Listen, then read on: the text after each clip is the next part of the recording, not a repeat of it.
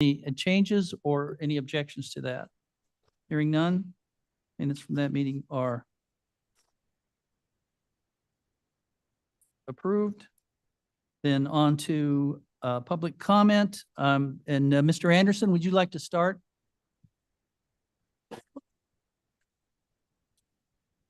Thank you. You have 3 minutes. Brian, go right ahead. Thanks, Mark. There you go. Good morning, Brian Anderson, Sugar Grove. I come out of curiosity today.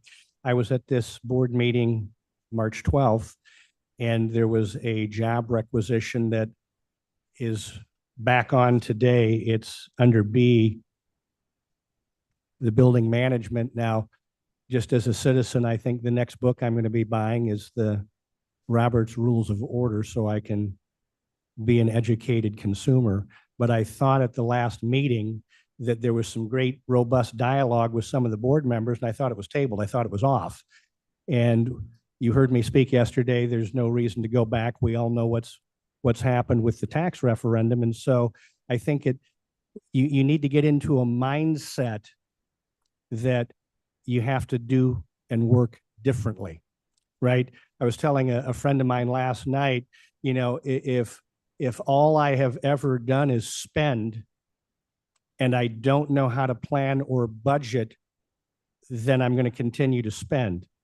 And viewing that through the binoculars of a taxpayer, and I did come in a little bit late at this last meeting and kind of listening to the same thing. And I heard the chair talk about being financially frugal. And so all I want to know is, why is it back on when it was, I thought, voted off last week? So when you get into your discussion, I'm hoping some of the board members will talk about that again. Then the other thing I'm curious about, I know that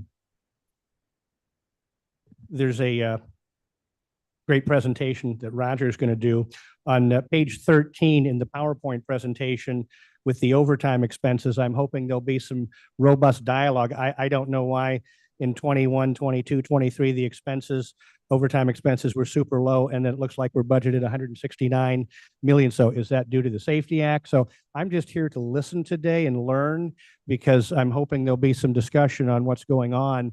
But you have to take a look at a job matrix and go, who do we have? What's the work that can be done? And if we don't need to hire, we shouldn't. Just because I think, from what I understood, we actually found $450,000. That doesn't mean we should go around and turn around and spend it. Let's evaluate, can that money be put over to the general fund and help reduce the overall debt that we're trying to dig ourselves out? If we do hire, is it fully funded? And no money at all comes out of the general fund. But I think going forward, I know there's 13 committees. We have to be drilling down at each line by line to get ourselves into a new financial discipline. Because if you've never been disciplined, you're not going to make changes. Thank you very much. Thank you, Mr. Anderson. All right, and I also have Mr. Young, David Young.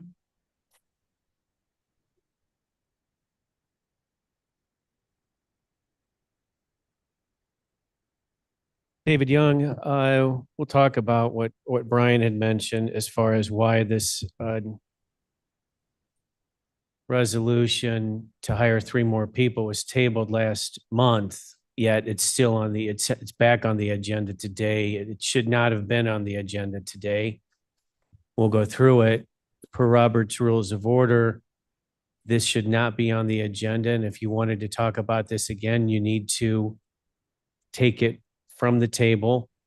And those that want to take it from the table, we need to go back to the resolution from last month, and then we need to discuss that possibly. But it was already a 5-2 vote that says we wanted to table this. And what we should have said, we wanted to postpone this indefinitely. So that will be coming up during that, right after Roger's presentation. It's the first resolution that we're going to look at, but technically that's what is supposed to happen. I talked to John Frank, and we'll have this discussion again. And I talked to Chris about this before the meeting. So we will look at that. And per Brian Anderson's comment is that we have this $450,000 that we just magically found from a project that for fiber optic we're not going to use. So why not put that back into the general fund? And the referendum failed 75% to 25%, yet we're here today hiring more people or looking to hire more people. And I think that when you look at what we can do better as a government, we can definitely do better. I know that I spoke about Doge last week, and the judge here thinks that Kane County doesn't have any wasteful spending, but it does. It does. All you have to do is go back to the $1 million, and I'll hang on this forever. Go back to the $1 million engineering fee that we were doing for the HVAC system at the jail, an existing HVAC system, but they were going to add on in the brand new shooting range. They were going to add on, they needed to add on the HVAC to that. $1 million to take a laser pointer, point. There you go. So we can take a look at this committee here where a lot of money gets spent, and we need to look at everything that goes through here to see, is that reasonable? Because $1 million wasn't reasonable last year. Thank you. Thank you, Mr. Young. Okay, then on to financial reports. The financial reports are in the agenda. And then Executive Director's report, Mr. Roger Fonstock. Yeah. Good morning. This is Roger Fonstock with IT and Building Management. We have two presentations. One of them is regarding pavement management program, where we do milling and resurfacing and repairing of the surface lots at our buildings. And we do have Sean from White and Company to speak about that. And then the presentation about the positions, I'm going to go through that so that you can have an understanding of why we're seeking those positions and what we're dealing with in the department. And then one other note that I wanted to make, if you haven't seen it, there is an article in the Chicago Tribune, and it was done by Injustice Watch about software implementations in Cook County that are experiencing delays and overruns, and they're with a particular vendor that Kane County uses, and that vendor is Tyler Technologies. I can tell you that we use Tyler Technologies for public safety. So for the sheriff's office, we use it for the courts and the court clerk's office, some in the public defender, state's attorney, and the judges. We also use a Tyler product for finance. So our ERP, Enterprise Resource Planning System, is a Tyler product as well. Interestingly, we purchased the public safety and jail management systems also, and the finance system from a company called New World. And New World was acquired by Tyler, I think it was about 6 or 8 years ago. So when we purchased the first two products, it was a New World purchase. Tyler acquired them, and then we purchased the court system as a county, purchased the court system for the judiciary. But those are the products that we own. We've gone through the implementation. I don't think we experienced the same delays and overruns that or costs that Cook County experienced. Nothing's perfect. I was talking to Chair Caius and Madam Chair about the impact of this with Tyler, and I can tell you that while nothing's perfect, we're in a very good place with our particular products. We've been upgrading them consistently over the years. Their current versions are in the planning stages to go to new versions. Regarding Cook County, I don't know the details, but I can tell you that in the process of implementing new software, you have to go through the old legacy systems, and you have to go through the standardization and normalization of data, and you have to review all their business processes. So if you are looking at it from an outside vendor who are supposedly the experts in that industry, they still have to dig through whatever legacy systems and data you have, and they have to get full cooperation about the business processes. And I concluded that with Jerichias with, I firmly believe we have some of the most knowledgeable and most experienced professionals in the courts, in public safety, in IT, and they made that process happen in a time frame and within a budget that we were provided. So I don't think we're in the same situation, but you might want to read it. It's an interesting read on something that's happening in Cook County, and it also references the Administrative Office of Illinois Courts. They are struggling with some of the things that we managed to do over the last 15 years and do successfully. So and I think that's a compliment to our offices and departments and our IT team who's been sticking through this, not only in the original implementation, but in all the upgrades. We have a great team of people that maintain really large, complicated systems. Charles Lasky, the Chief Information Officer, he's been working on this from the beginning with the court system. And his team, I think they do a wonderful job working with all the partners, and the partners reciprocate and they help us get the work done. So all to their credit. And that I just wanted to bring that up, that it is out there if you want to read it. Thank you.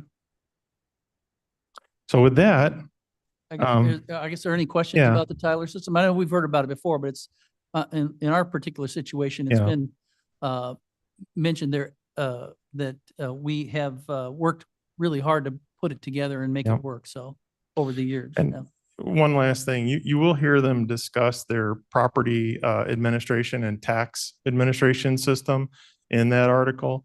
And we don't use Tyler for property tax or tax administration. We use another company. And I will tell you, we did not spend anywhere near the number that they're talking about. I mean, we're probably in the less than 10% of what they said they spent on their tax administration. So. Thank you. Um, Proceed then the Okay. presentation on the Yeah, so in your packet, there's a resolution, I believe it's item F. F is in Frank. And it's a contract with Geneva Construction Company for resurfacing and pavement and parking lots.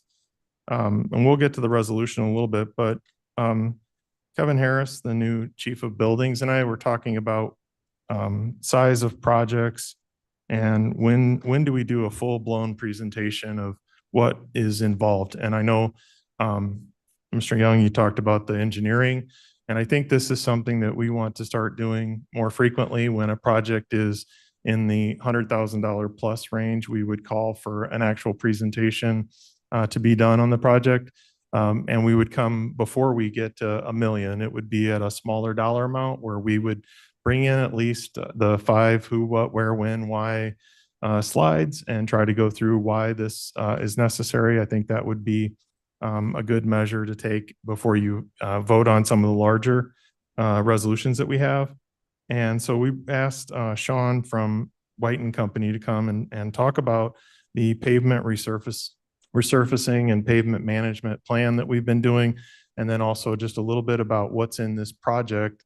Much of this project is at the Judicial Center campus, trying to fix and restore parking in certain areas on that. And it's a phased approach, but I'll let Sean speak to it. Sean, if you want to step up to the mic. This is Sean, it's Benson, right? I'm sorry. From White and Company, and he'll be talking about pavement management. And the resolution is item F on your agenda.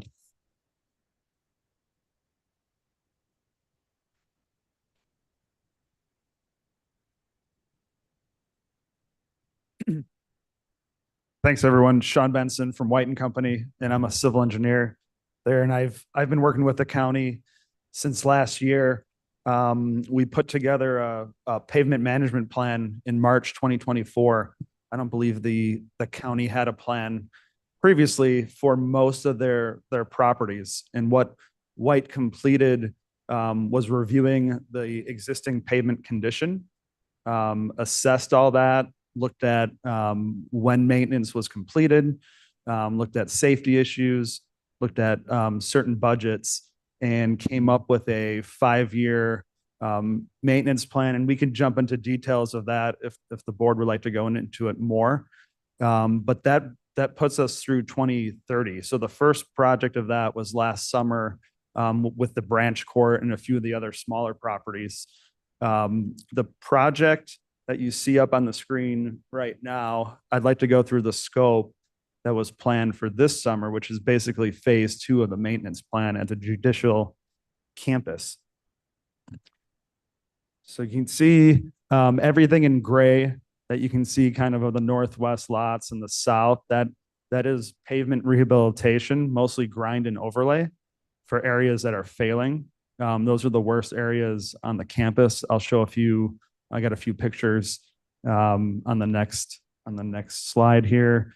But I just wanted to walk through a couple other areas. There is different scopes. So the main scope of work is that grind and overlay of the gray areas, and then there's some additional work throughout the campus. So one would be to remove and replace the juvenile center truck dock area, which is one of the worst pavement areas, and I have a picture of that failure. There's also drainage issues with that area. Moving back to the west again, some modifications to the truck dock and islands to help with better access and safety of trucks throughout the campus. The south side of this access drive right here has been expanded. There's actually a point in this drive where it's only about 14 feet for two-way traffic, which is really kind of a safety issue. I'm going back and forth. So we are expanding that to about 22.5 feet, about the most we can without impacting the detention basin, adding curb and improving drainage on that south side to make better traffic flow. Moving towards the south here, these gray areas, there was alternates in the bid for additional parking by the sheriff parking there, and that is 20, I believe we have 21 additional spots in this area, and then an additional expansion of the south parking lot of 26 spaces right here, which will help alleviate some of the congestion and parking issues down in that area of the campus.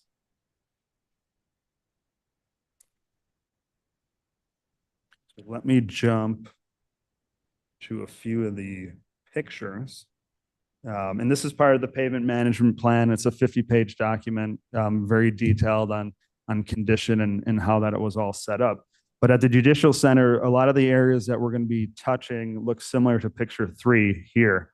So what you have here is, alligator cracking and failing pavement. And over the years, if maintenance is not done, right, it continues to fail and you get patches and potholes. So like picture 2, the county has been doing patching as needed, right? Like if you don't do that and continue to fail, obviously you'll have accessible issues, walking hazards, potentially tire issues. The west parking lot is also one of the original parking lots, 1995. It doesn't look like much maintenance has been done through all the research we completed. So a lot of the stormwater structures throughout the lot are similar to this one, which are failing. So in the scope, we're also removing about a dozen, removing and replacing those structures. I know the county, I think last summer, the summer before, has continued to have issues with those areas failing and potholes. So by replacing those and completing the pavement rehabilitation, those issues will not happen anymore. Picture of the juvenile center, the rear truck dock. You can kind of see it's just completely gone. That probably wasn't designed appropriately for the type of traffic it gets back there. So these are similar issues throughout the Judicial Center that we're trying to address. Just checking my notes, and then yeah, I wanted to just kind of go through a few other reasons. I've mentioned some of the safety and reasons why this work should proceed. But also with the pavement management plan, there was a budget, I believe, of 1.65 million. and the bids came in at 1.034. So with the order of magnitude of this project and completing at the same time, there's definitely a big cost savings for the county to complete that now. Deferred maintenance will definitely cost more in the future. It will also delay the 5-year maintenance plan, pushing that away. So that's definitely a huge benefit.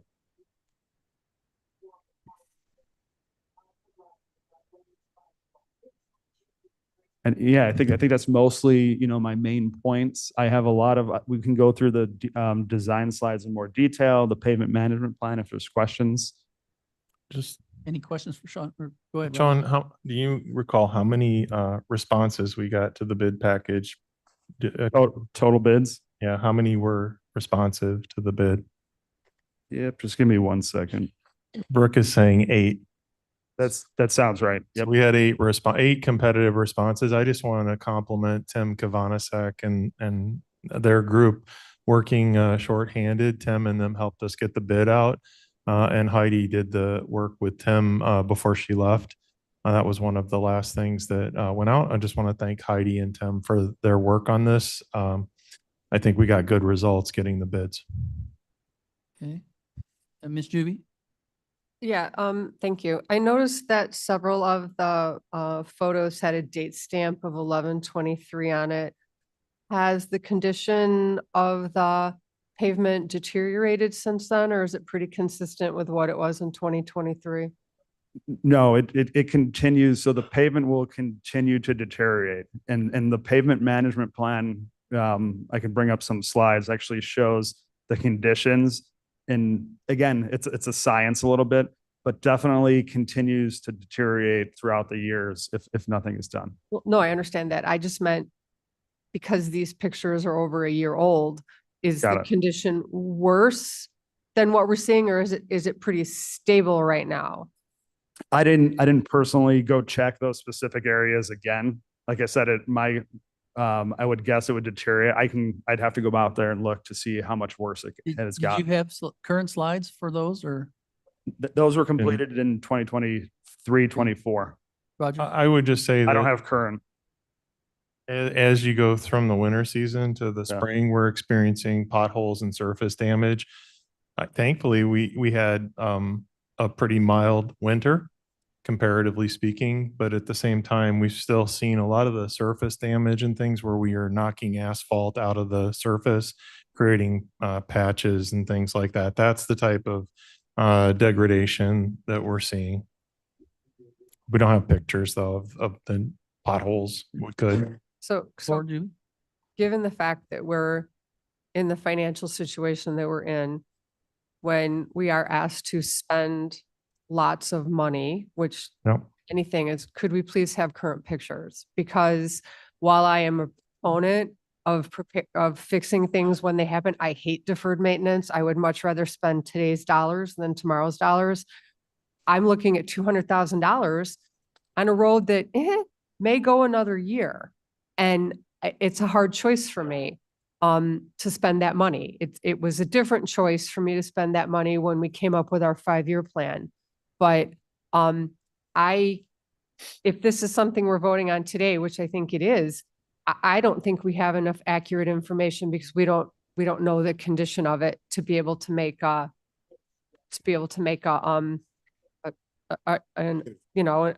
do you understand what I'm saying?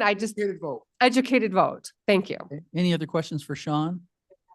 Mr. Chairman.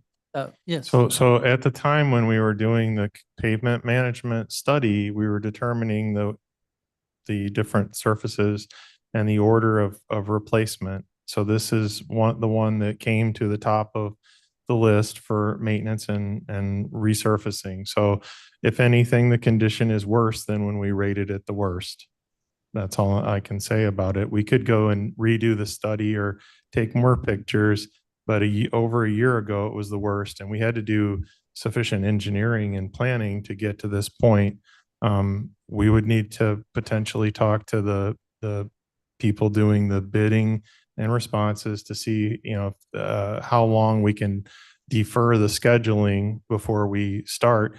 If we order the project and we get the material and the mobilization started, we're on schedule for this spring to get started. It could be that moving into later summer or others, there might be some escalation or there may not be a firm price. We'd have to work with purchasing to determine that. I just want you to be aware of that.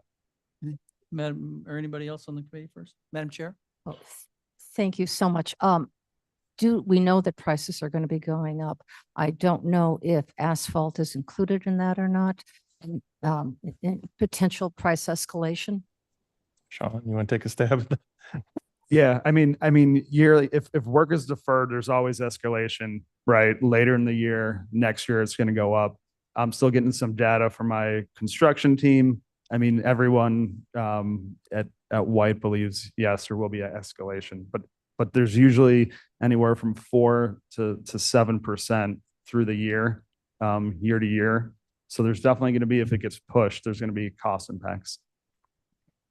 And is the asphalt made here in the US or is it materials coming in from overseas? Into the microphone, please, Oh, Madam Chair. I'm so sorry. This microphone and I are having, Yeah, I've got to get up close and personal with it. My question is the actual commodity asphalt. Where is it coming from? Yeah, no, most asphalt and stone is from local quarries. All right, excellent, good. That helps a lot. As a matter of fact, I think in the quarry next to my neighborhood up in Algonquin, between Algonquin and Carpentersville, they're talking about bringing their asphalt plant into production again. So I'm sure all of them can't haul that anyway from a long ways away. And we will have this as a resolution, right? Yes, to the And resolution F. Can ask specific questions at the time of the resolution but is there any more questions for for Sean about the plan or I will anything? hold it for the resolution then. Can I you do just, it at the I have resolution? comments. That way we can make sure we get through some business before we get to each one of these. We can deal with them specifically at that time. Then item B then, Roger, you want to? Yeah. So item B is the presentation that we were going to do last month with the resolution about the positions. And I wanted to go through this. I think it deserves attention and it's something that I'm doing this in part because our team at the building management and our customers or the folks in the offices and departments are asking and if not demanding the types of services that require us to do work either at night or early in the morning. It's a second shift proposition. So historically, the building management department has operated sometime between 6 in the morning to 6 at night. We have some staggered shifts and we do a lot of work where some people come in early, some people leave late. And then we have the remainder of the services are handled in overtime, either scheduled overtime or if it's on call, emergency call outs for overtime. And what we're seeing is that with regard to the adult corrections, the sheriff's office, the juvenile justice center, and the judicial center and the multipurpose building, there are numerous projects and activities that need to be completed after normal working hours or in the evening or in the weekend. Second shift would be something that would help us manage those events better. And while we're looking at our overtime budget, a person working 40 hours a week and we're adding, 4 hours, maybe a couple times a day, or having a person work even a 12-hour shift on the regular basis, our management team will tell you that we have some incredible amount of fatigue going on, fatigue to the point where people are not wanting to accept overtime. Then you get into the question of, do you do some sort of mandatory overtime or do we pull people off of days, don't have sufficient people during the days so that we can put people at night to work on specific projects? So those are kind of the generalities of what we're talking about. And this has been brought up by our maintenance directors. It's been brought up recently for a judicial center project. We're rebuilding a secure elevator in the holding area. and we were trying to do the work in the morning. The noise levels and the work calls for them to either start late or stay late. And the offer was to do a start time of 2 a.m. So we have to find people for 5 days a week for 7 weeks to start at 1:30, 2 a.m. to babysit basically contractors in secure areas of buildings. Now, we've talked it over about who is eligible to monitor and assist these people in these parts of the buildings. And the sheriff's office, court security, the judiciary, and building management want that to be building management employees. They have not wanted us to bring in temporary help, part-time help, or contractors. It needs to be a key holder that knows the building and has access. So that's one example for an elevator rebuild. Another example is the heating and air conditioning work that we do. They're going into the very private areas of some of these buildings in the outer space of the jail, in the middle of the jail. And we get cooperation from the sheriff's office to provide court or the correction staff. We get support trying to help schedule these things, but it has become a regular event where our employees are working overtime consistently. And then we have the call outs for emergencies. We do the emergency call outs based on a hotline, goes to a 24-hour phone center, and then they call out our people to come out and roll out to do the work. As many of you know, we don't have people that live right next to the buildings in St. Charles and Geneva doing this work. So it can be in the evening, 30 minutes to an hour sometimes to get a person to roll out when we have a water problem.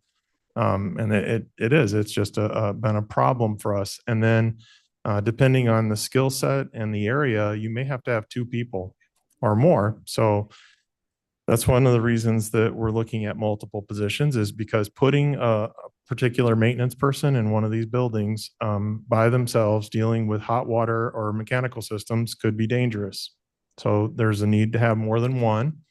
We also need different levels of skill. It doesn't always make sense to have a person who is trained in HVAC mechanical working on someone shutting off a hot water heater valve. So we wanted to have different degrees of competency or level. So we'll go through this real quick and you can get on with your agenda. Blair, I think you need to, I don't know if the clip.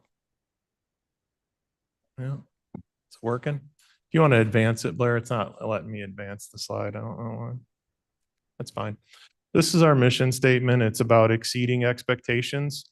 We can move on, Blair.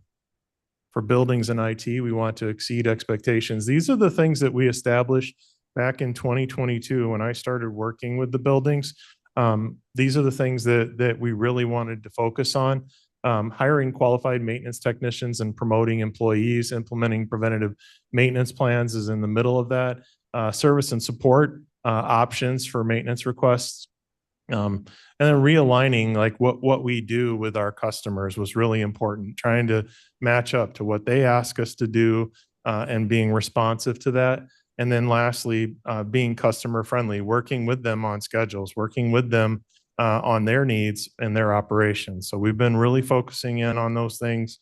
Blair, if you go to the next slide, goals for 2025 was mostly around preventative maintenance, around safety, around the parking lots, lots of heating and air conditioning projects. A lot of those projects are going on for air conditioning. They happen in the winter. For heat, they happen in the summer. A lot of the work, because of the heavy mechanical operations that are going on, we're doing the work morning and night, staying out of their way. We don't want people in the judicial hallways, lowering ceilings, ladders, creating obstacles, creating obstructions, being disruptive to the courts. We've acquired a health department building. We're working on plans for air conditioning and roofing for that building right now, and also a plan for the concept of use. We're reviewing that with the health department and other offices now. Last item was office space. For various offices in the county demand additional space from us.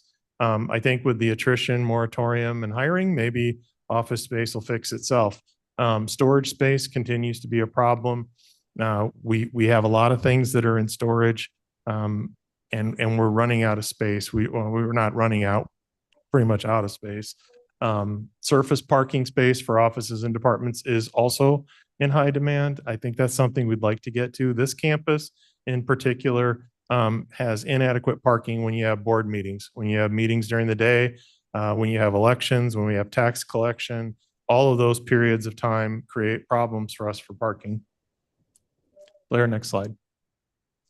So this is the current structure that we have for administration committee, IT, and building management, and then the division of labor and the types of people that we have. We have 113 people working across these departments. I will tell you that we support 27 buildings, just under 1 million square feet. We have 1,500 people, 1,400 people on computers daily, in and out of the different computer systems. I think we have about 700 server systems for different offices, databases, production tests, everything else. Building management, their division is mostly maintenance and cleaning. We do have, Blair, if you want to, next slide. These are the breakdowns. I'm not going to read this to you, but kind of gives you an idea of the things that we're working on in a high level paragraph. But the top thing is maintenance of the buildings for building management. Then we have capital projects. Blair, next slide.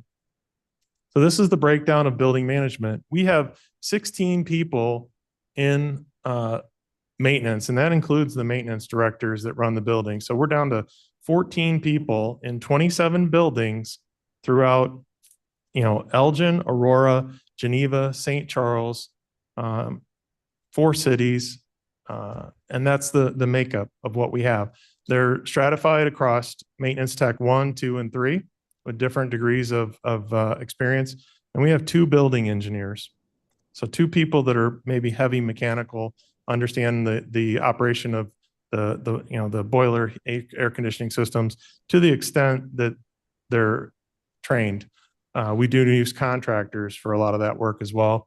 And you see painters, we have 4 people painting all the 1 million square feet. We have a mailroom and print shop with 3 people in it that print and mail everything for offices and departments, including the elections, vote by mail. We do a lot of work with the clerk's office on that. If you want to think about mail, think about it this way. When you think about the budget, if you mail something to all 190,000 households, how much does it cost at 75 cents a first rate stamp? It's a very expensive operation, and David Geese and the people in the mailroom do a great job managing our postage and managing our metered mail. We had 2 project managers. We run somewhere around $30 million of projects right now with ARPA. We had a bunch of heating and air conditioning projects for ARPA. And then we have our normal capital budget, which is just over $10 million. But that's a makeup of the actual department. If you see administration, I have it on this chart, but that's a shared service that we created between myself, Charles Lasky, and Kevin 2 years ago when we were trying to create a process to manage accounts payable, accounts receivable, payroll, budget. We decided that we would put all of that into an administration group to get uniform processes and methods and procedures for our own operations. It's worked out well, but administration reports to both Charles and Kevin, and then myself. And administration is actually headed up by Brooke Ruff, who's in the front row over there. Next slide, Blair. We'll get through this. So in 2022, we began with 8 vacancies.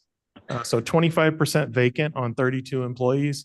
Since November 22, we are 90% staffed, less than 10% vacant. Out of the 50 some positions, I think we have 2 right now. And one of them, we actually have an offer letter that we're working on, and we're contemplating, where does that go? How does that work right now in the current system? The increased headcount, we added painters. That was something that was done in order to help the aesthetics of the buildings. We had lots of places where painting is not getting done, and some of the paint was 15, 20 years plus. So painting helps make the buildings look better. It also helps with maintaining surfaces and fixing other leaks and damages that are going on, but it's important. Janitorial, in the last year's budget between 2023 and 2024, you'll notice that we had an increase in personnel. We had a decrease in contractual for janitorial. That added the janitorial staff to our budget instead of contracting it out. A lot of that was done for quality control.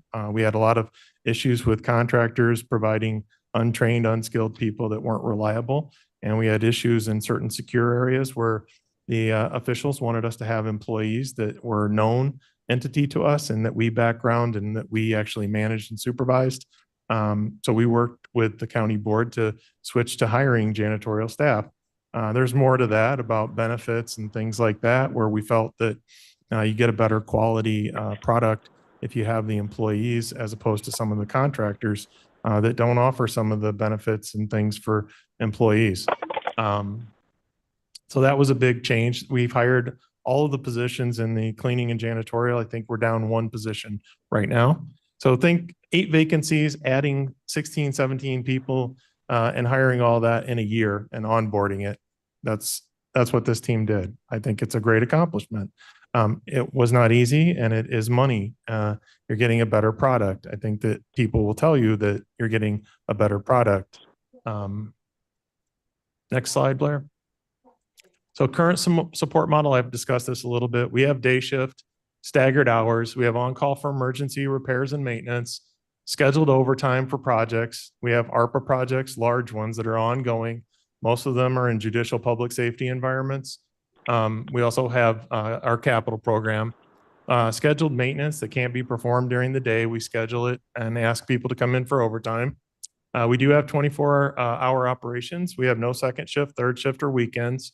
So everything is on call or scheduled overtime for those types of things. We do have the jail and the juvenile center that operate 24 hours a day, all the year round. We have the judiciary that operates all weekend with court bond call or their appearances on the weekend, attorneys and other people coming in on the weekend to do work. But certainly the sheriff's office, adult corrections, multi-purpose building, and the juvenile center, 24 hours a day, all week long. Anything that happens in those buildings for support or maintenance, it's an on-call emergency, or we have to staff somebody to come in. And we're paying those people a call out of a 2-hour minimum plus time and a half if they're over 40 hours of actual work. So what we're getting is a lot of time and a half, a lot of compensatory time. I was going to redact timesheets and bring some timesheets in for you because you would not believe some of the guys pulling 12-hour days. And I've had people express to us that they're concerned about the amount of overtime. So much that we've talked to payroll about, do we need to give them 2 lunch breaks? We need to make sure that we're giving them, fair treatment on breaks and lunch times. We get a lot of scheduling fatigue. We get people saying they don't want to be scheduled for, overtime. That comes down to, do you do mandatory overtime? Injury and illness disruptions. We do have people that get sick, they get injured, they get hurt. And we have 2 people on what I would call reasonable accommodations for medical. So take our 16, take 2 people off that are managers and take 2 people that really are under reasonable accommodations, can't climb ladders, lift things. We don't want them working in closed spaces by themselves. Okay. Next slide, Blair. So these are kind of the breakdowns of the 24-hour a day, 7-day-a-week operations. I missed a few. I forgot to add CANCOM and Office of Emergency Management. I would even say evenings and weekends on the right-hand side. Those are all people that call us at night and on the weekends when they're running programs and special things. We do, special things for building management, even opening buildings when something is happening on a Saturday. Information technology works in buildings around the clock. We do a lot of our work off hours. So during the daytime, there's no technology disruption. Sometimes that requires electrical or other supporting things. Court services, they're here on the weekend. They work into the evening. County clerk and elections on elections week, almost 2 weeks of time. We're available supporting them day and night to help them with their warehouse operations, their building operations, water issues, cooling. Court services and supervision, again, they're weekend working, Health department, evening, weekends, anytime that they're in the office and they need support, they can call our emergency number. Or if we have scheduled work, they can come in for scheduled work in the evening or weekend. Animal control is another one we support. They're open all week. They come at night. They do weekends. We've had calls where they don't have heat or they don't have cooling, and somebody goes to help them get that set up. So those are overtime, weekend, and on-call. Okay, next slide, Blair. Other complications, all of our contractors must be escorted by employees. Almost all of the staff and contractors are verified, background checked. They have to be approved by the sheriff's office. We do have light duty workers with limitations, at least 2 right now, possibly 3. One of them was coming off of light duty, I think. Appropriate skill sets. You can't always depend on the 14 people that we have to have all the skill sets needed to do something. So sometimes the person on call is not capable of fixing what happens. So your person's on call to be the first responder to get there, to valve off the water, to shut something off, to do something. But the reality is that we need somebody else with more skills, and we bring those people in. So sometimes it's not 1 person, it's 2 people, 3 people, depending on how complicated the issue is. The management and the supervision, Matt and Tony, who do the maintenance director's work, Dale and Jim, who are our building engineers, they back up all the maintenance people, and they come in if it's more complicated than what our on-call person can handle. I can tell you they come in a lot because the buildings are complicated. They're very difficult buildings to maintain. Safety issues about working alone, I've already discussed. You cannot have a person working alone on some of these major boiler systems or mechanical systems. If they get hurt, nobody will know until Monday or until somebody calls to check on them. We have seen the on-call frequency and the duration of the on-calls is exhausting. I think our team would speak to that. A few of them are here today. I don't know if Matt, I think Matt had to take off, but Matt and Tony were gonna, if you asked, they would speak to that about the frequency and the duration of what's happening to them. Next slide, Blair. So this is a summary of the issues. I'm not going to read through that, but this is basically a summary of everything that I just said. If you want to move to the next slide, Blair. This is an example of overtime, and somebody had mentioned, why is the overtime going up as you go from 22 to 23 to 24? And I would tell you that we are doing work. We are moving things, we are upgrading, we're updating things, we're maintaining buildings. We're being responsive when people call.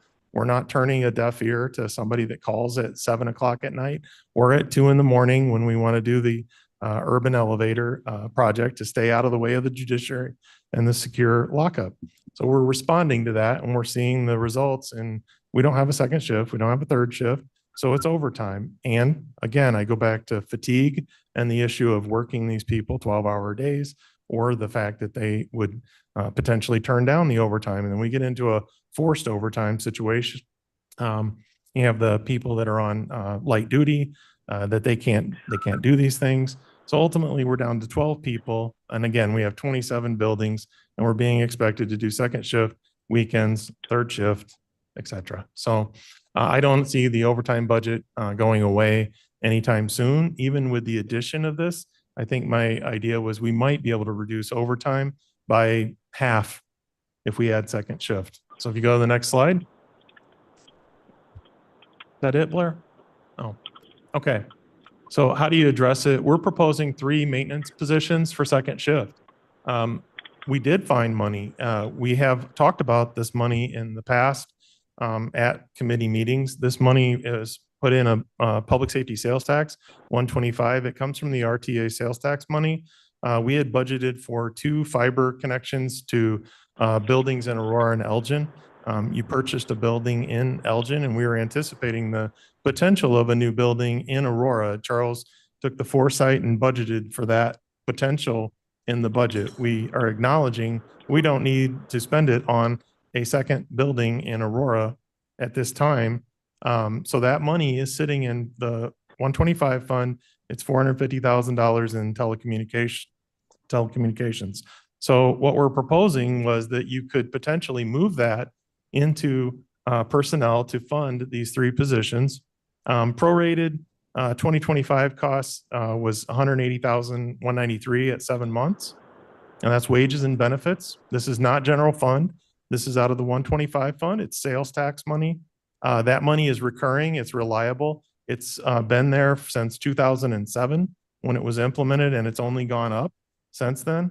And we believe that this money would sustain these positions for the foreseeable future if they're budgeted in that. We do have a history of budgeting positions in these sales tax funds to support the sheriff, to support the courts. We do that already with some other IT positions. We have not supported a position like this for building management. Charles and I discussed it, and we were going through how could you potentially get second shift people without going back to the general fund? And this was the best answer we had, was you could potentially do this. We have an example of doing this in other departments, specifically in judiciary. And we do pay for one particular support person for the sheriff's office out of this budget already. So it's already being done with one position. This would add the additional positions. The projected future cost for 2026 would be $360,386. That's based on obviously insurance benefits, Social Security, and all of the things that you need to pay for an employee. So none of those benefits costs would come out of the general fund. The salaries would not come out of the general fund. This is something that we weigh in the balance every year during budget. If there's not sufficient funds to do these things, we obviously have to gear down and eliminate or cut things. And we've done that in the past where we've reduced the amount of people being funded out of these special funds if the demand is there to take and do something differently. So we're prepared to do that as well. We do see that the foreseeable future of this is something that could be funded using the 125 funds. So next slide, Blair. These are the proposed positions. You'll see a building engineer, maintenance tech 2, and a maintenance tech 3. And those are the corresponding rates that we are looking for to offer. They're all from Fund 125, no general fund dollars. Next slide, please. These are the steps that you'd have to take in order to do that. We would need you to untable the resolution that's on your agenda today. I realize that's a due process or Robert's Rules of Order issue. It would go through Administration, Human Services Committee, Finance and Budget, Executive Committee, and County Board. All of those committees are required. We won't see any of these people until maybe close to July, which will be about 4 months remaining in the year in order to get them on. Last note, Blair, I think that might be the last slide. Last note, if we're not bringing on second shift or doing these things, and we have the continued complications of scheduling people or forcing overtime, it affects our ability to execute projects. It affects our ability to attend to the buildings, to do the maintenance that we need to do. And we're asking for consideration for these 3 positions based on the information you've been presented from a special fund that is not the general fund. It's a sales tax fund for public safety. And in fact, the money for public safety by your own board policy and state statute can't be redirected to general expense. The fiber utility that we put in is for public safety. We do it for 911 and communications. And that's how that was explained in budgeting for those types of services. But the money in that sales tax, as you well know, is transportation and public safety. And then you have a judiciary component as well. So you have 3 different funds that manage the RTA sales tax. So we're recommending the 3 positions from the public safety portion of the RTA sales tax. The $450,000 is there. The net proceeds from paying for the $180,000 in positions, you would still have approximately $320,000 left in that fund that is basically unallocated, or it's sitting for communications equipment. And I do believe that if there were another public safety interest in that money, the money's available. That's it. Okay. You know, Mr. Chairman, Sure. we do have, Well, he took off. I think he Phila just was left. here. Okay, Mr. Chair, Yeah. due to time constraints on the board members, can we please move along with our agenda? Okay. Well, then I'm going to keep the first resolution. Well, I guess we can dispense that really fast if we do that. Robert's Rules of Order. We Okay. presented this resolution last month and then tabled it. I would entertain a motion to untable that resolution and take a second to consider that again. Arroyo moves to reintroduce it. Arroyo moves, Berman second second. by Berman. Berman. And I think Mr. Chief Judge, you came back in. Did you want to speak to this particular? We actually got to the resolution of the positions. Okay, great. So this is a resolution authorizing job positions and GL changes in the 125 fund for the building management department for $210,225, I believe is the note I made. So we have a motion and a second to untable that and discuss that. So point of order is, or actually point of question is, now the conversation is just specifically about untabling it, correct? Because that's the motion. We're not actually discussing. Right, so you. We're just gonna, need to- we would then go to discussion, We- or I would, we No, no, only no, we can need to take a- discuss, We need to take a vote. we only can discuss whether it should be untabled or not tabled. Right. And then we vote. Yes. So we're opening it up to discussion about removing it from the table. right, bringing it back. It's a motion to reintroduce. Motion to reintroduce. Mm. Yes. No, it's motion. Just keep doing what you're doing. Okay, I'm good. Okay. Then, so any discussion about bringing it up? So this would be a vote to bring it up again. Roll call, please. Arroyo, Yes. Berman, Berman, yes. Garcia, Garcia, yes. Gums, Gums, yes. Young, No, Juby, Juby, no. Caius. Guys, yes. It is removed for table 5-2. Okay, So now it's off the table and you are open for discussion. Need a motion okay. and a second? And so it's been it'd be the motion from the last meeting and the second from the last meeting? Yes, you are back open for discussion. Okay. Discussion. Mr. Young. David Young. Okay. These are all resolutions from 2024 for the admin committee that was passed through here for building management. So here we have a $1 million contract to cover the maintenance and repairs of all HVAC equipment. Source Mechanical, Hartwig Mechanical. There's like 4 or 5 people just for the HVAC equipment, meaning that those people are on call to come and help us when we need it, whenever we need it, 24/7. $1 million. Another one. This is concrete services for $200,000. And that was M&M Peters Construction. Here's another one. That was another construction service. No, that was part of that same one. $200,000. Here's a $1 million contract. Another $1 million contract for building management for construction services. Again, something that they can call us. We can call them 24/7. Anytime they need us, we need them, they're going to be there. Here's another one, plumbing, maintenance, and repair. And that's another $1 million contract. Another $1 million contract. And that's between Hartwig Mechanical, and that's for plumbing. So we're already paying, that's just things that I had pulled off. Yeah. That's $3.2 million that we're paying, and we need to add 3 more people. Okay? So when you look at adding 3 more people, all these people are going to be doing is like Roger said, he said babysitting our contractors. I have an idea. If the sheriff's office needs something at 2 a.m., then the sheriff has to provide an individual to babysit that contractor.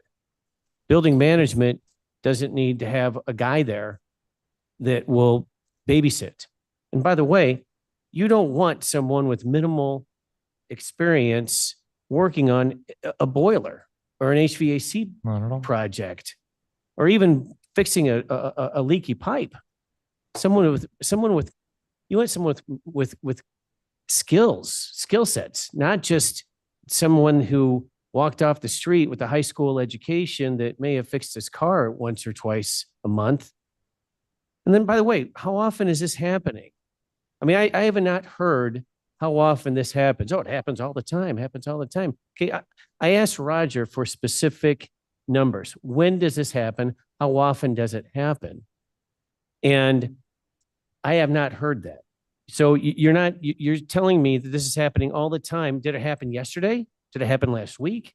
I mean, are we pulling people out of bed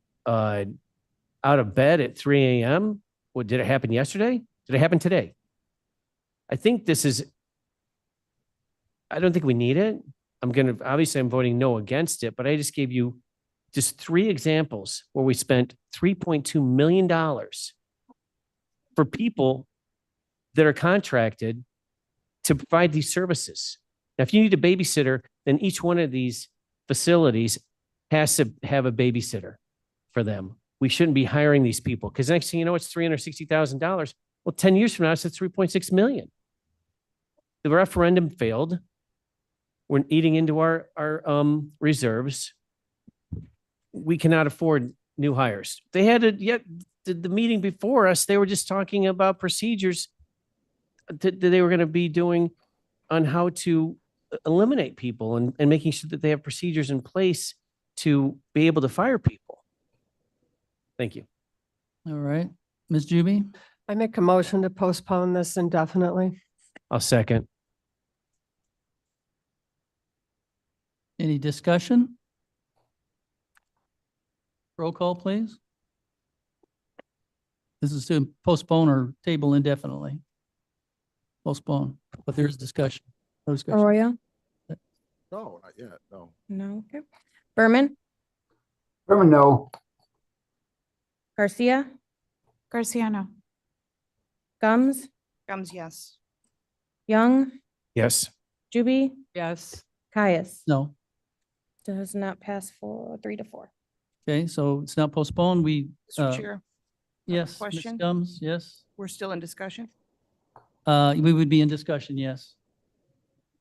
Mr. Feinstock, on these 3 positions, is it possible to take our existing staff and The create, microphone, please. on these 3 positions, is it possible to take our existing staff and create a second shift with our existing staff, considering the budget restraints that we are under, to eliminate that overtime? Well, you can do that. What the problem is that during the day, you don't have sufficient people to cover during the day either then. So you're Well, paying, under- robbing Peter to pay Paul kind And of I thing. do understand you, I and I don't get mean what to you're cut you saying. off, but Yeah. we have a Yep. limited time here, so. Yep. To your point, though, I totally understand that this is not going to be comfortable at all, but if we don't have the money, we don't have the people either. So, I mean, that's just the bottom line, and Yeah. this is not comfortable for anybody. This RTA? This is by RTA, it's not so general not fund. coming from the general fund. It can't be this money cannot be transferred to the general fund.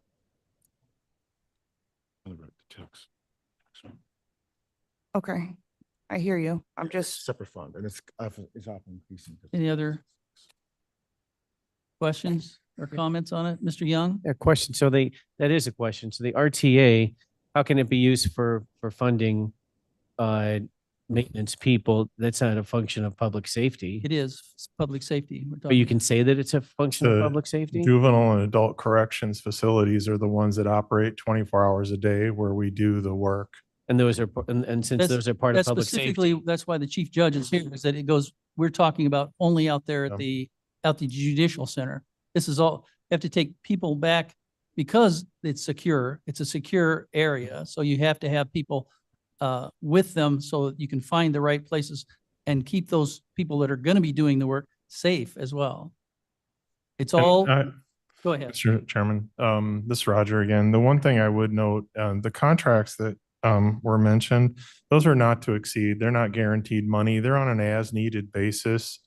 So we asked for authorization to use plumbers, electricians, HVAC people in not to exceed amounts based on our budget.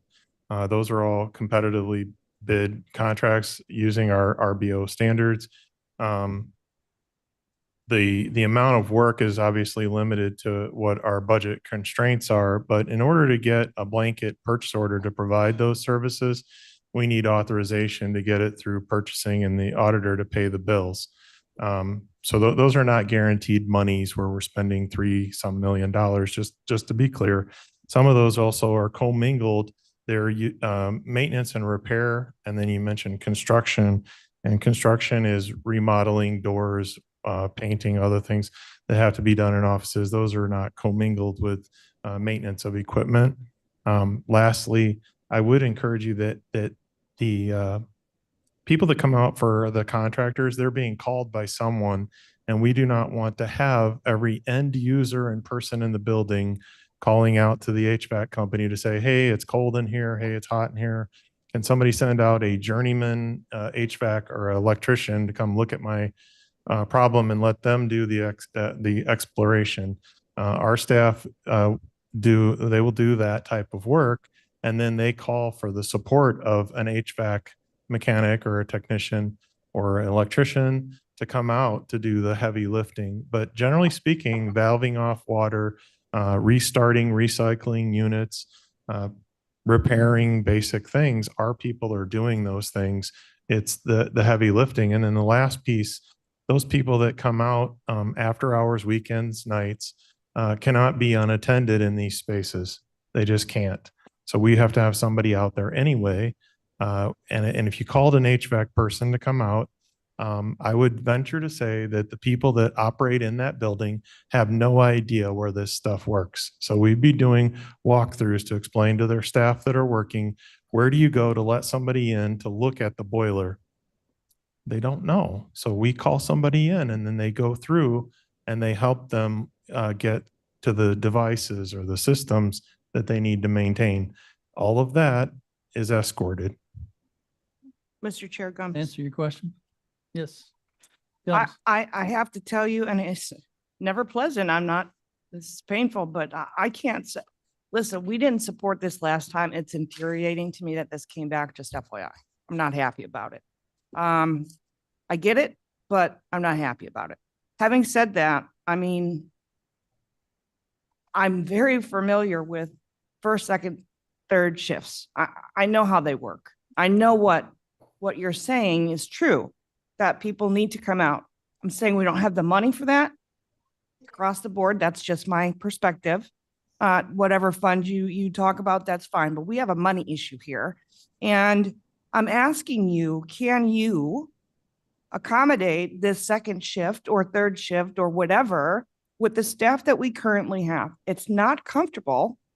I'm telling you that that's why it was tabled last time. That was the concern. We didn't know where we were going to be, and we're not in a good spot. And I think that I get it. I know why people need this, but what are we supposed to do? I mean, I guess that's my question. What are you supposed to do? And I would love to give you 3 people, but I don't think that's fiscally responsible. I don't care what fund it's coming from, frankly. I'm sorry. Caring is very important here. Well, I care you know what I mean? You express your. So my opinion. Can we my skip this already suggestion is, afternoon? Can we- my suggestion is just that we need to rethink every single thing that we're doing. We're doing right now. Well, Thinking it's money. and can we can't be used for create the that general staff fund. with our existing staff? That's And I think that's been asked and answered. You asked that earlier. He said, yes, you could, but there would be a shortage elsewhere. So, Mr. Chairman, Yes. Mr. anybody Roy. not used from Roy here, anybody not used from RTA, does it roll to general fund or just expires? or does it roll over to next It- year? No, it stays there. Sits in the fund balance. So it's, and again, this is pretty much self-funded. Yes. Yes. I understand that because I came from a school district. You can't have people come out the street working on your buildings. They have to be escorted. So there has to be somebody there, and preferably someone that knows Yeah. where the wires are, where the fuse box is, where the boilers are, and the layout of the building to show the contractor.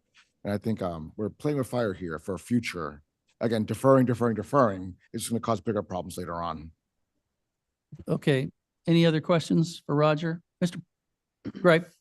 If I may, not on the committee, but I agree with Ms. Gums. I mean, a lot of good points here, but I'm thinking to myself, if the supply of money has dwindled significantly, which it has, and we spend this money, those of you that can vote, which I cannot, vote for this, think about what you might be sacrificing down the road because you spend this money here when Ms. Gums' approach might make sense. Because if we spend it here, it ain't going to be around to spend on something else. Thank you. Thank you. One more time, Mr. Young. Thank you. One more time. One question. When was the last time that you had a call out at 2 a.m? Did it happen yesterday? Did it happen last week? Did it happen? We had people at 2 a.m. this morning. This morning, all week, this week, all week, 2 a.m. But you had people scheduled, or did Those you have? those were, scheduled, yes, No, 2 a.m. I'm talking about all of a sudden emergency. When did you have an emergency Trying to- thing happen? Probably within the last week, we've But you had don't call remember- outs. But you don't remember? Matt, That's not a This fair weekend. question exactly. Yeah. I'm going to do that as a chair. I think that Yeah. if you'd like to get together and get that information, that would. Yeah, well, I asked for it. I When asked is for the it. next time we're going to need it? I we could asked. pull I time asked cards for everybody too, so you can see. Well, Roger, I asked this information from you last month, but, and I said, look, if you really wanted to push this through and convince people, you should pull here's a spreadsheet of these people that went ahead and that, had to be called out at 2 a.m. and that you'd get a lot, you'd get a lot Actually, more support.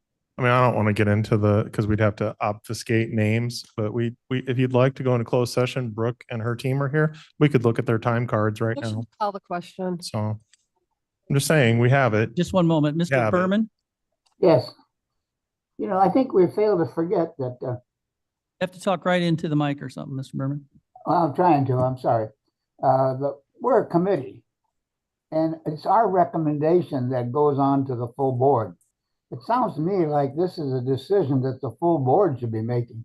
And I think that with our discussion and our inability to really come to a majority agreement, maybe, that we move this along so that it does get the full board's cooperation, the full board's thoughts on it. Thank you, Mr. Berman. And that's actually what I was suggesting is that that if we kill it here, it doesn't get a chance. And these are recommendations by our staff that these are important things to accomplish. It won't go anywhere. But if we pass it to finance and we don't have money, finance would then instruct us that we don't have the money to do it. But shall we go ahead and call the question? Please, motion. Well, I'm going to ask for a vote. Roll call, please. Arroyo, Oh, yes. Berman, Oh, I'm sorry, what are we voting? Pass this on. Yes. Garcia, I abstain. Gums, Gums, no. Young, No. Juby, Rubino, Caius. Guys, yes? It is a tie. Fails? Thank you. All right.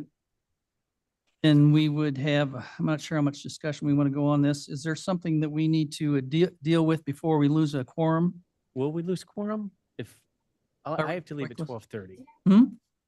Need to lose it. I need to leave at 12:30, but we still I have think 4, we're- right? 1, 2, Okay. 3, 4. We have Yes. 4. Doing, Information, Mr. Chairman. What Yes. is the quorum? 4 or 5? it's 4 for 7 in a committee. We need 4. 1, 4 2, present. 3, 4. 5. We have 5 currently with, Okay, and with this. as long, just double checking. Yeah, with Ms. GB. Does he on, wanna we Still speak? have 5. Did, I can step in if you. okay.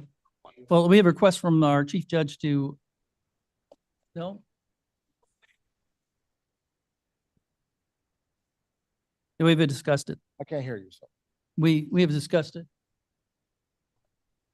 He said he would speak only if it was necessary for discussion. We've Okay, already thank you. killed this, Thank you. A has already not passed, so therefore it would be a moot point. Sorry, you can't stay, Mr. Young. Yes, sorry. Mr. Chair, question. Yes, ma'am. It's done. Can we proceed with a solution to this? Can we have that discussion? A solution on what? So part of my issue is that we have identified a problem over at the judiciary. Obviously, it's an important thing for them to be there second and third shift. I'm suggesting that we create a conversation to figure out how to solve that because we don't want to leave them in the lurch. We still have to fix the problem. We don't have support for the positions. So is it possible, and I understand we'll be short during day shift, but is it possible for us to, Roger, can you come up with something Yeah. and That show would me be what my- that looks like? You know, So that we don't leave them in a bad position and you guys as well in a bad position. But we need to see what that looks like and if it's doable. That's what I'm asking. I'm sorry. I think you're Oh. absolutely right. That goes without saying that we would refer this back to staff to see what sort of a resolution they can bring to us. Because we don't want to Rather leave than- them in the lurch. We That's do my not, point. No. And we passed the solution that we had today. It's Mr. not Chair, passed on that solution. with Mr. Young leaving, how many for quorum is needed? Four, right? There's 7 on a Still committee? covered. Okay. That's it. Yeah, we're still good. Yeah, we keep reminding me just in case. Or you said you could step in too. Yes, We sir. get short. Mr. Chairman, I have Yes, I have Mr. a quick question. Yes.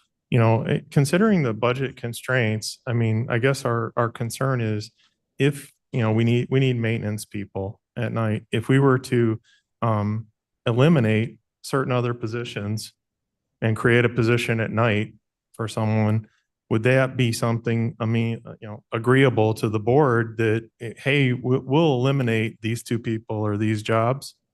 And we would create something at night to address the evening concerns. It would come at the cost of getting rid of 2 positions and creating 2 new positions at night to handle the after hours. But some of the problem is we need all the maintenance that we can get and we need more people.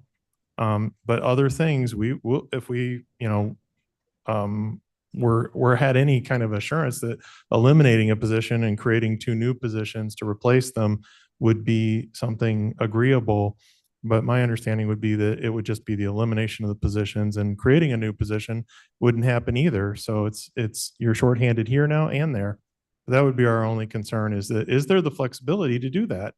And I don't know that there is. That was referring back to Human Services, where Yeah. we have a policy that we can't Yeah. do that. I believe that they were addressing that as that you would be able to do it if there was an emergency condition, which this would be, you know? But I'm not sure that's micromanaging. I don't know. I don't know that we can get Oh. into that. We do have some business to attend to. Okay. I guess I'm looking at this thing, and if we didn't put this one through that had the money in the fund and was not affecting the general fund, will any of these others pass? There's a Great. general question for you, because we're talking about a capital fund. Are we going to come to a stalemate on all of this then until we decide what we're going to do about the budget? Well, If I we don't think pass there's it on, Mr. Chair, we have Gomes, no, I think- we have no suggestion from finance or a budget committee on what we should be cutting or not cutting. Maybe I should have said this first. well, I think that's for this committee to decide. I mean, that's why we're here, to have those Well, eventually, once conversations. we know what we're going to be cutting, are Well, we just but going to go through each one of these? I'm going to, with the permission of the committee that's still present here, I would like to jump to item G, which is a resolution authorizing an additional judicial facility construction funds for general construction services with MMRW Construction, bid 23-032. Is that the item that you were here for, Chief Judge? It is. Okay, well, just a minute. I'm gonna ask for a motion and a Thumbs will move. second. Second. So Gums and Arroyo It's new in the list. will, Mr. and second this resolution, and then I'm going to have Roger present, and then if it's okay, Certain, I just want to get my response to you on the record instead of speaking from the gallery back there. absolutely. So don't I'm move. definitely Hopefully we'll get right to it, if that's okay. Brooke would know probably, maybe. Happy to speak as needed. Right. Otherwise, just sit here and Want to take it with you? you let me know. I don't think he's reading. I'm sorry. I was asking. Well, I guess that would Charles. be Mr. Harris. Right. I'm sorry. I'm sorry, I didn't hear your question. You're new here. Well, we have a motion and a second for item G, which is a resolution authorizing additional judicial All right. facility construction funds. And that's under your building management, which you would be addressing, I believe, or if you're comfortable doing that, otherwise it would be Roger. I can speak to that. Kevin. Just so that we can get the Sure. chief judge Sure. his opinion here while we have him. So We this, don't want to keep you here. yeah, this resolution was for construction services with the vendor that was awarded construction for the county, MRRW. There was a statement of work and review that we went through with the judiciary. They are recommending renovating the area in the first floor of Third Street Courthouse to provide a better security area for the court security staff and the people that visit the court and the employees. And this basically involves the entryway and the security in the entryway. If you've been in there, I'm going to call it relatively makeshift. It's got a magnetometer and metal detector and a line for people. This would create a more open space for people to get into the building, but also create a security barrier. And there's some additional security measures that have been reviewed with sheriff and court security and the judiciary. This is really a project that they brought forward. And the plan is to use some of their judicial facility construction fee money, and then also some additional funds from their cash that they have from that fee. We will be using a little bit of capital and operating money to help them with that. That's why various is listed. But this project, there's $185,372, and they added a 20% contingency. When we're in that old building, we will find things that nobody could foresee. So they added $30,895 in contingency with MRRW Construction LLC. And there is funding available in the budget for this, and we're recommending approval. Mr. Chair Gums. Yes, any questions for Roger? That'd be Ms. Gums? I don't have any questions. This is a public safety issue to the extent that like it's so obvious. When you walk in there, I'm not sure if everybody else has walked in there or not, but it's a hot mess. That's my phrase for the day. And I will actually support redoing that space to protect our staff. And that's funds will be coming from, It is a judicial facility construction fee, and then there's various other funds that we use. Like if they're come up with an electrical infrastructure issue where we have to pull more panel power or something, that's something we take out of operating. So that's why there's various. that would be the general fund. Yeah. And again, just to follow up on that, these are thoughtful votes, just so you're aware. And I find that this is an extremely important one. So, I mean, don't hate the haters here, but And we'll make sure this is during the day shift so Thank that you. we can Appreciate that. disrupt all their operations. And did you have you're just for reference here. Does anybody have any questions for the Chief Judge? Go to the vote. Arroyo, Yes. Berman, Oh, yes. Garcia, Garcia, yes. Gums, Gums, yes. Young is no longer here, Juby, Caius. Caius, yes. Thank you. Now just keeping track of these here. You know what? I need a new pen. That was Gums and You're right. Okay, thank you. Arroyo. That was on the wrong one. Okay, well, can we do something while you're out? Maybe we can get something done here. Yeah. Well, we can, or do we lose our quorum? Need quorum for motion and Oh, she second. stepped out? So as soon as she comes back. Can't take any votes right now. Which one? Well, is there a motion and a second for, or actually, can I jump down to get some business out of the way here, just in case we lose our, can we down to Mill Creek SSA, Mr. Fonstock? I would entertain a motion to present and potentially approve resolution authorizing purchase of trades, labor, materials, and related services for sidewalk trip hazard removal with Precision Concrete Cutting Incorporated for the Mill Creek Special Service Area, TIPS contract number 230-10402. Gums will move. Berman second. Arroyo seconds. And this is Mill Creek and it's funded by Mill Creek. Which, I'm sorry, what? 11A. Yeah. I think you need to wait. Wait, no, you have 4. You're good. You have quorum. All right, great. Thank you. I'm sorry, where were we?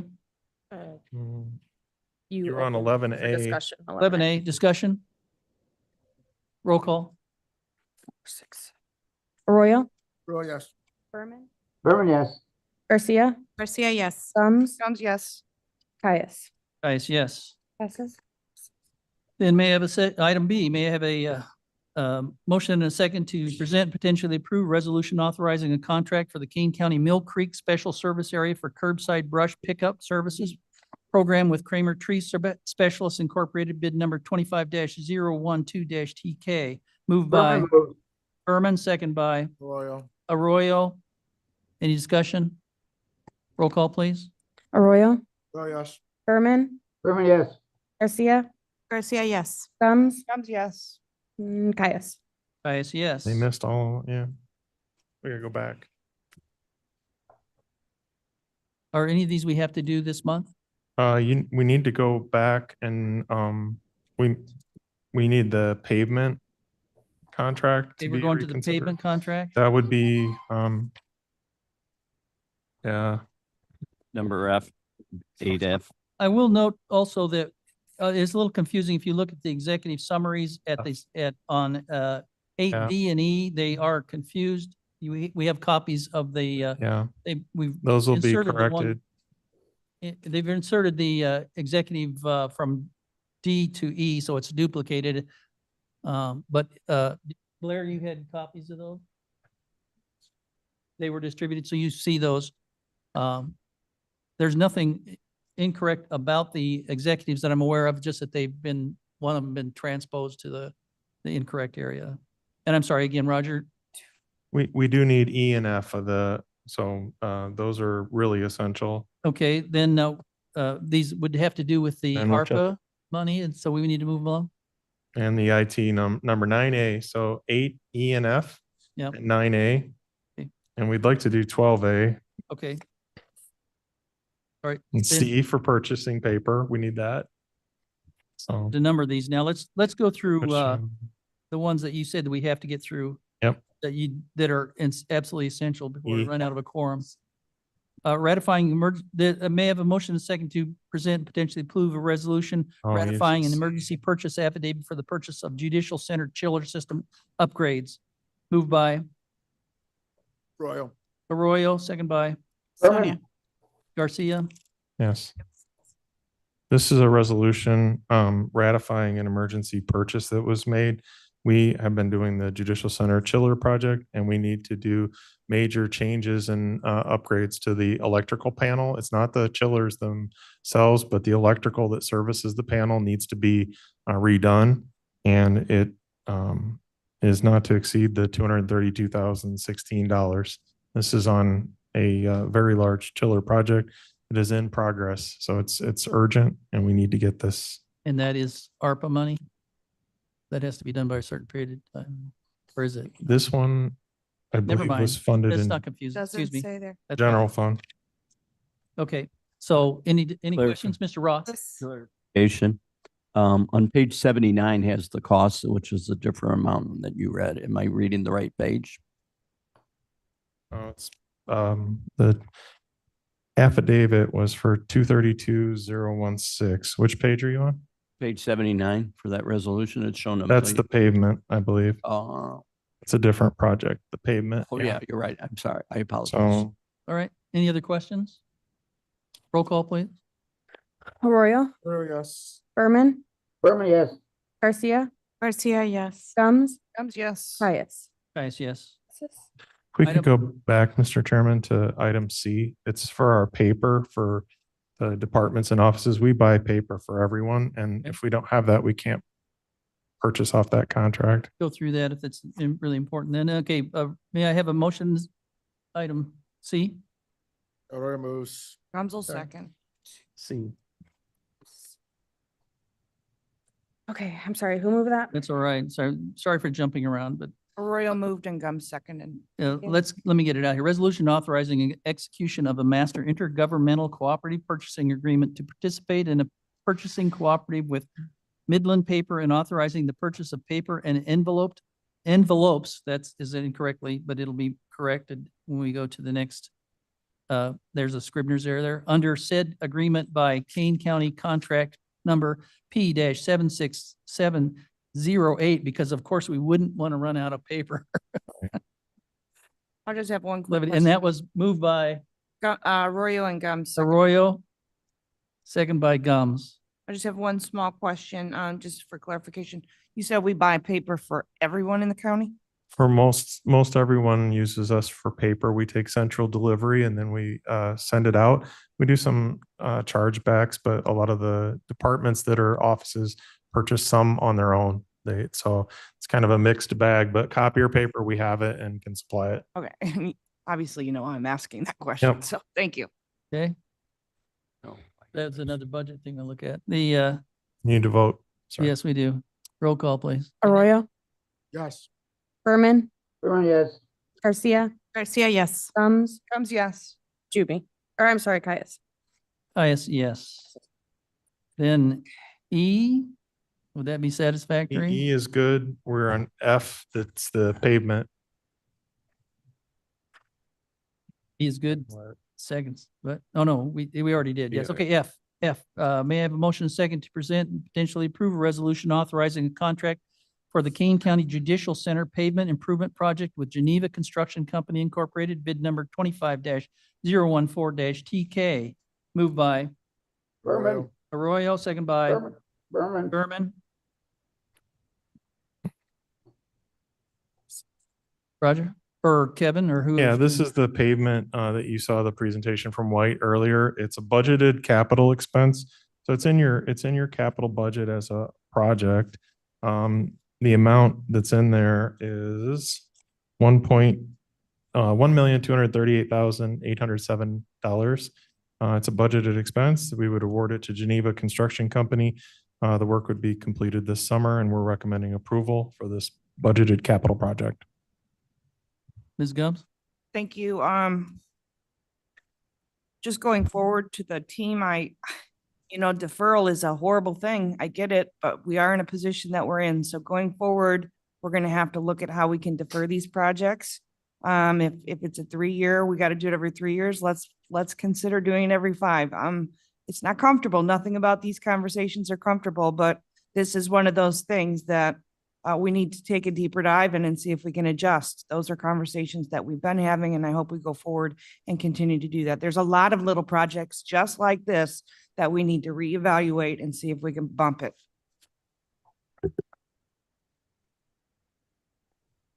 Any other comments? Not that this is a little project, Roll but call. you know what I mean. Arroyo, Arroyo, yes. Berman, Berman, yes. Garcia, Garcia, yes. Gums, Gums, yes. Caius. Yes. Passes. Thank you. I think that, yeah, it goes without saying. And then we were on to 9A. 9A, then on information technologies. May I have a motion and a second to present and potentially approve a resolution authorizing additional funds for fiber optic support services with Nat Tech LLC, DBA National Technology LLC, NTI for the Information Technologies Department. Moved by Gums will move it. Arroyo second. Gums and Arroyo. And then that would be Mr. Lasky. Charles? Good morning or good afternoon, I guess. This resolution authorizes additional funds. We currently have POs issued to do the fiber work for the new Elgin building. Everything's set, but we need additional authorization for spend to complete the fiber that we're building out to TRICOM, to connect KaneCom and TRICOM. It is an ARPA project, so the money is being funded through ARPA, so that will not be general fund being used for this. So we would recommend approval. We'd like to get this through this month because this project's been in process for several years. We finally have a new route that we can take that the city of Geneva and city of St. Charles just gave us permits for. So we'd like to get this done during this early season in the year so we don't end up having more delays. So we would recommend approval and it will not use any general funds. Any questions, Northland from Gums? You had, Rob? Well, I just want to confirm the price. Is it 800,000 is what I'm reading on page 551? This is to have authorization to spend up to 800,000. Okay, So thank the you. project is not 800,000. We currently have authorization for 500,000. Okay, So this so we're project just is a little over. Adding 300 more? Correct. Okay, thank you. Any other questions? Roll call, please. Arroyo, Yes. Berman, Berman, yes. Garcia, Garcia, yes. Gums, Gums, yes. Caius. Guys, yes. Passes. And item H, I see, Um, you're back there. We're pulling yours, right, still? What's that? Okay, just for those who are on the board here in the committee, item H has been pulled by the sheriff to do some tweaking on funding and things like that. And that leaves D for Omnia. Are we ready to address that? Yes. That would be a resolution authorizing contract. May I have a motion and a second to present and potentially approve a resolution authorizing a contract extension for commercial floor coverings and related services with Mohawk Industries through Omnia Partners, contract number 20200022149, moved by Berman, Berman, second by Arroyo. Arroyo. Okay. What you have in front of you is an agreement to use Mohawk Industries reseller network and supplier. They basically did a competitive bid process and have a contract through Omnia, which the county is a master in a master agreement with to use Omnia contracting. So we found and are pursuing Omnia for Mohawk Industries. We do have a bid contractor for this type of work, Mazzarini Flooring. We've been working with them as well. This is authorizing work for flooring and services in addition to the county's contracting through our bid process. We also use Shaw Flooring for contracts. So what we're planning to do is ask for proposals and go obviously with the authorized vendors, but for the lowest prices. A lot of the work is under 30 grand.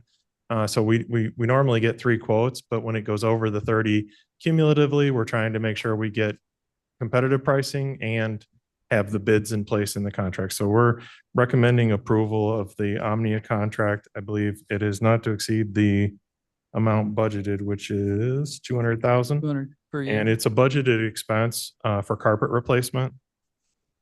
We're recommending approval. Certainly, Ms. Gums. I got nothing. I saw 100,000 on page 76. I think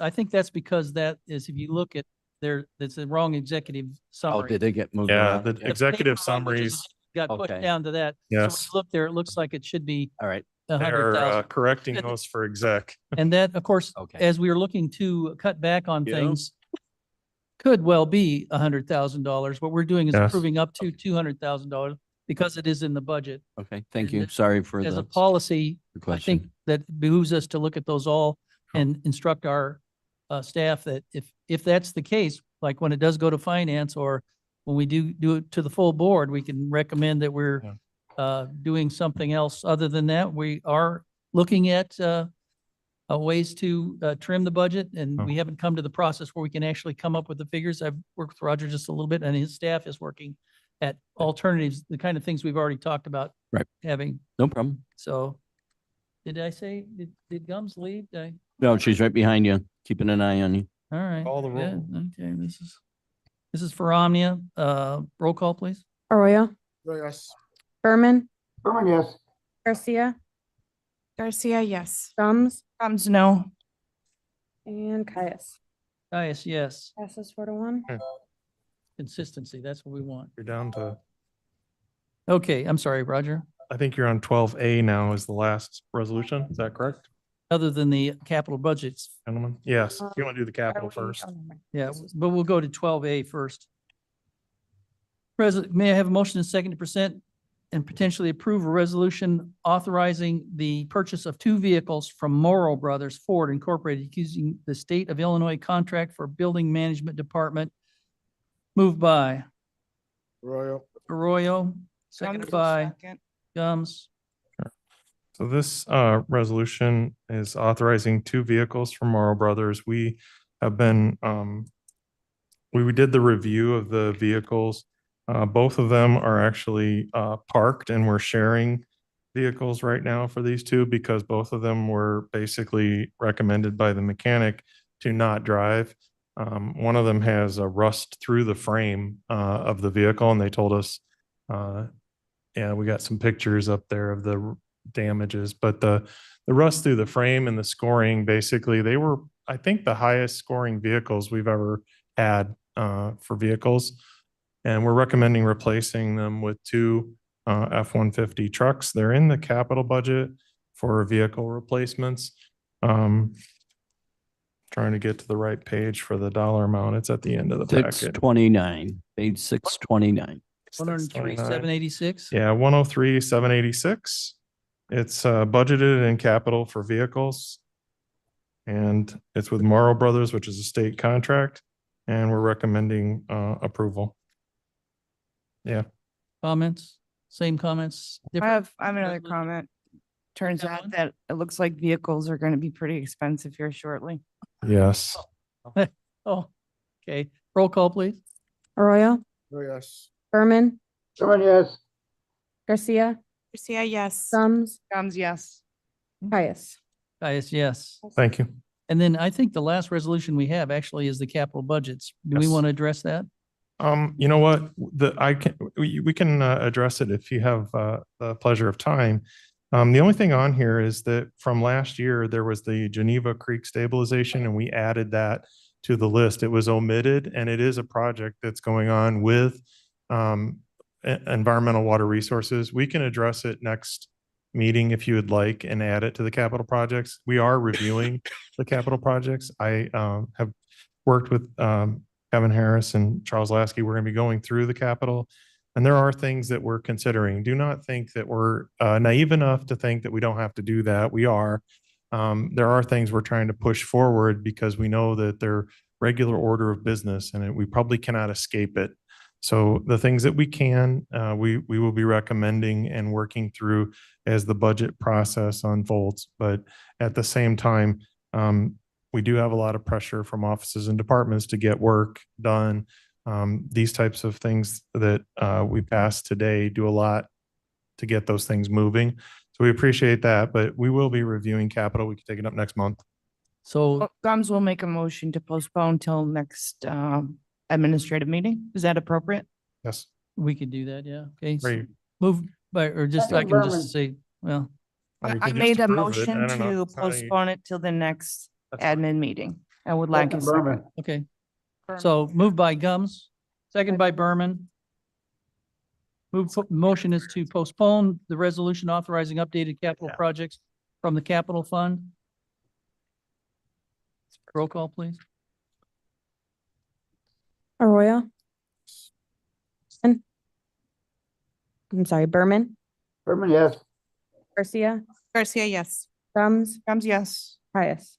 Gaius, yes. Postponed. Right, thank you. I think that That is it. everybody, Well, Mr. Chair, if you don't mind, I just have a couple of questions.